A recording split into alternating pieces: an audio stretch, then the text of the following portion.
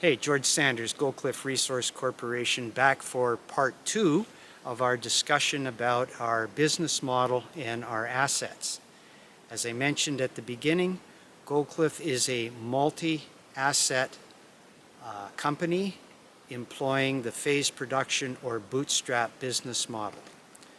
So what's with a lot of different assets? Most companies in the exploration space are focused on one asset, and they may or may not have a leftover property from some previous adventure, and that's it. Goldcliff's a little different. We have 5 assets in the portfolio. We have those unapologetically and for a specific reason. Fundamentally, the main reason is this is a high-risk business. Most interesting properties, many interesting properties, maybe most, end up as what I call teasers.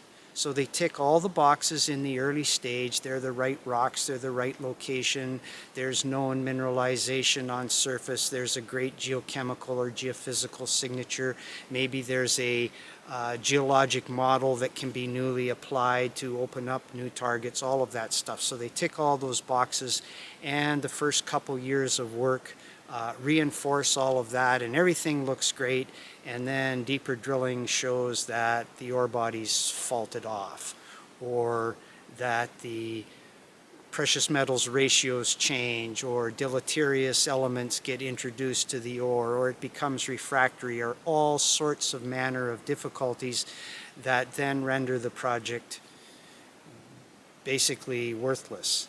And so by having multiple projects, it allows us to have many arrows in the quiver, so to speak. It reduces the risk of reliance on one property and its ultimate failure. That's not always the best promotion or marketing, but it really is good, sound business, and we don't apologize for it. We think it makes a lot of sense. Now, should one of these assets advance to the point where it becomes a flagship asset, having a portfolio of numerous assets thereby gives a company all sorts of really interesting value creation options, such as spinning out those assets or spinning out the lead asset or other merger and acquisition type activity, which is usually beneficial to shareholders. You know, a problem that some investors have with this approach, which I'd like to address, is that a company will be working away on, say, Project A, and it's going very well, and then it's time to do something on Project B. So they announce that activity, and investors panic. And the school of thought sort of goes, uh-oh, something must be wrong with Project A, otherwise they wouldn't be talking about Project B. I can tell you in most cases that's far from the truth. There's many other reasons how one property pops up here and then you go to work on another one here. You know, there's seasonality, there's capital allocation and scheduling, there's maybe option or property payments that are coming due. There's all sorts of reasons other than the thing that you're working on isn't working out. Now, we're focused today on Ainsworth. We're very excited about that. I'm going to give you a couple of reasons. Number one is work is imminent.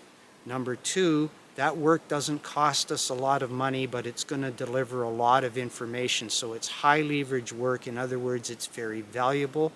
And number three, we really like where we are in the silver space.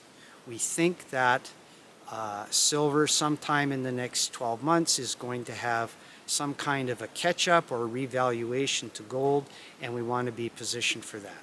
So for now, we're very focused on Ainsworth, but I want to ensure our shareholders and investors that that in no way diminishes the value of the remainder of the portfolio. And come back in part 3 and we'll talk a little bit about those other assets.